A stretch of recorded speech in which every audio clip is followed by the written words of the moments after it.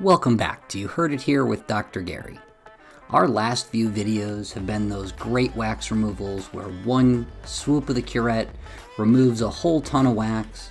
It comes out like a BB, a bullet, the shape of the ear canal, one big chunk, and man, it's all clean. This is not going to be one of those wax removals. Today, this wax removal is a patient who did every at-home remedy you could imagine. They started by using Q-tips, compounding the problem, packing the wax back in deeper. They then tried Debrox, or the wax softening drops, and tried some home irrigation. This can be very effective when done prior to pushing that wax really deep.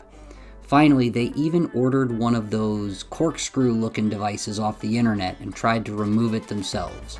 You put this device down into the earwax, you twist it around, and it's supposed to kind of latch onto the earwax and help you pull it out. It did not work. So what we're doing today is we're using the curette to remove the wax, then we're going to do some irrigation in order to loosen it up and move it away from the ear canal wall and the eardrum and give us a clear view of the ear canal and eardrum. As you can see, while using the curette, it's quite a mess down here, and yes, we are removing this wax, but no, this is not causing pain or discomfort to the patient. Very slow, gentle movements, pulling the wax away from the wall. We're going to do some irrigation here, so while we do the irrigation, let's do a did you know.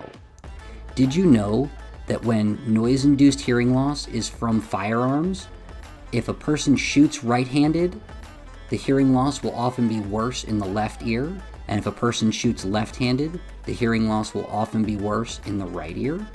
This is all about the way your head is angled while shooting and the ear that's exposed to the most noise. Make sure you're wearing hearing protection when using firearms. Alright, now that we've seen the irrigation remove a whole bunch of this earwax, let's go ahead and use the curette again to get everything else removed and see if we can't figure out what is going on with that eardrum.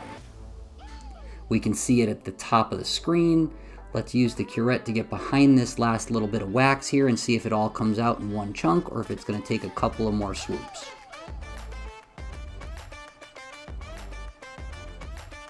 That's a nice amount. There's still a little bit attached to the side, but for the most part, we can see the entire eardrum. It looks to be fairly healthy. We're going to encourage this patient not to put anything in their ear, including Q-tips. This has been You Heard It Here with Dr. Gary. If you like these wax removal videos, please take a moment to like and subscribe. We'll see you in the next video.